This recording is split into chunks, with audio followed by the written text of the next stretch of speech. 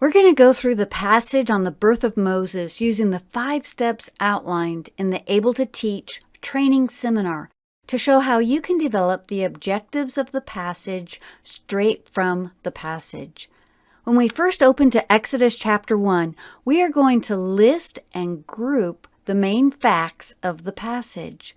This is done somewhat under the paragraph headings, but it would be helpful for us to do our own work to get the flow of the details. The first 7 verses list the sons of Jacob, and that almost seems like a simple background information detail, but it is actually an integral part of the viewpoint we are going to take in the objectives.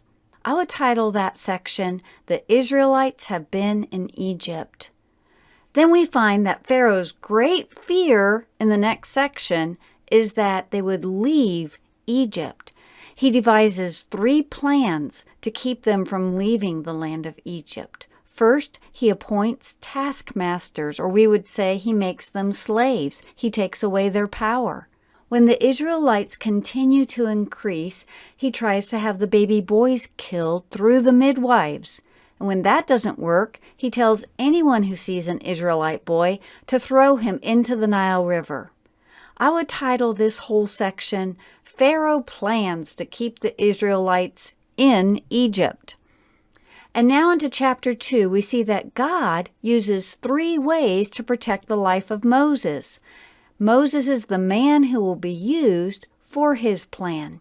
We have already seen the midwives refuse to kill the baby boys, but now we see that Moses' parents hide him, make a basket for him, and finally we see that Pharaoh's own daughter rescues him from the Nile River instead of casting him into the Nile River. I would title this section, "Moses' Life Has Been Spared for God's Plan." So, what was that plan? This is where the beginning verses become so critical because they link us to the promise that God has made to Abraham in Genesis 15:13 through 14. Then the Lord said to Abram, "Know for certain that your offspring will be sojourners in a land that is not theirs, and will be servants there, and they will be afflicted for 400 years. But I will bring judgment on the nation that they serve, and afterward they shall come out with great possessions."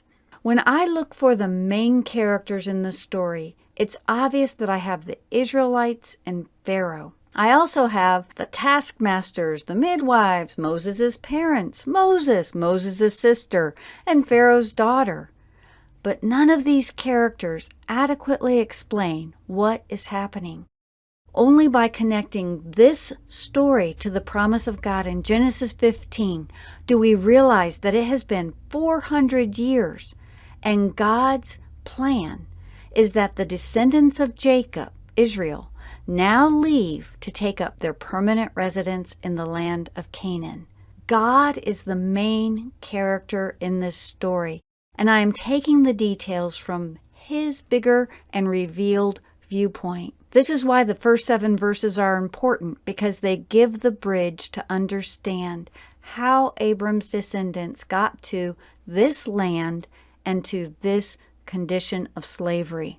This is one way to word the content objective. I want my students to know that after 400 years, God was going to take Abram's descendants out of Egypt like he promised. Even though Pharaoh planned to keep them in Egypt through slavery and having the baby boys killed or drowned, God protected the man he would use to accomplish his plan through midwives, Moses' parents, and even Pharaoh's own daughter.